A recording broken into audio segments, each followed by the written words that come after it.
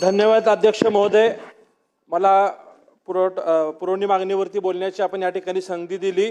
पाणी पुरवठा व स्वच्छता विभागाच्या पूरक मागणी क्रमांक Y2 एकूण बाब क्रमांक 432 पान क्रमांक 301 वर मी या ठिकाणी बोलण्यासाठी उभा आहे।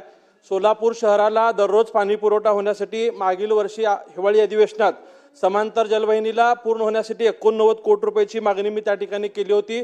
महाराष्ट्राचे मुख्यमंत्री देवेंद्र फडणवीस साहेब यांनी त्यांच्या 100 दिवसाच्या प्रोग्राममध्ये 89 कोटी रुपये मंजूर करून दिले आणि ती समांतर पाईपलाईन पूर्ण देखील झालेली आहे। परंतु पाईपलाईन पूर्ण झाल्यानंतर एक बाब अशी लक्षात आली की शहराला रोज पाणी पुरवठा करणं अद्याप शक्य नाहीये। फक्त जे पाणी नदीवाटी येत होतं ते पाणी आता पाईपलाईन वाटी येत आहे। काही भागाला 3 दिवस आड तर काही भागाला 5 दिवस आड पाणी पुरवठा होत आहे। ही बाब मुख्यमंत्र्यांच्या निदर्शनास आणून दिल्यानंतर 7 मार्चला त्यांनी सोलापूरच्या समतोल पाणी पुरवठ्यासाठी एक बैठक विधिमंडळाच्या वेळेस घेतली होती। त्यास त्यांनी 892 कोटी रुपयाला तत्वता मान्यता दिली होती। आज त्या 892 कोटी रुपयाच्या पाणी पुरवठा योजनेतनं सोलापूर शहराला नवीन 23 टाक्या बांधणे गरजेचे आहेत।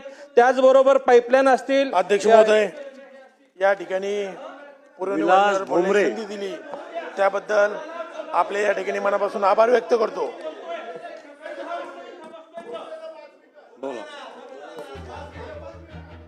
12 लाख सोलापूरकरांच्या पाण्याच्या प्रश्नासाठी बोलायला उभारलोय। सकाळी 10 वाजता आलोय। या ठिकाणी सोलापूर शहराची ही पाईपलाईनची कामं प्राधान्याने होणं गरजेचं आहे। स्वतः मुख्यमंत्री या ठिकाणी सकारात्मक आहेत।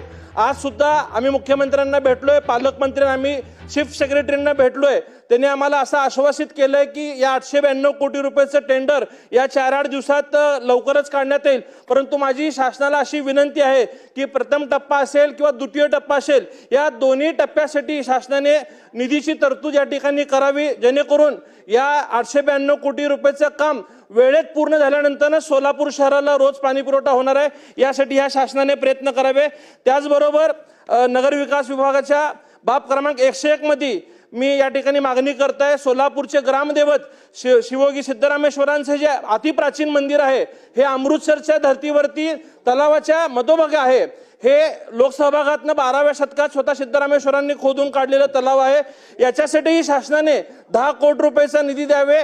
ईशान्य प्रवेशद्वार जे लक्ष्मी मार्केटच्या परिसरातलं अतिक्रमण काढून हा परिसर व इतर बाबी सुशोभित करण्यासाठी शासनाने 10 कोटी रुपयाची तरतूद यासाठी करावी।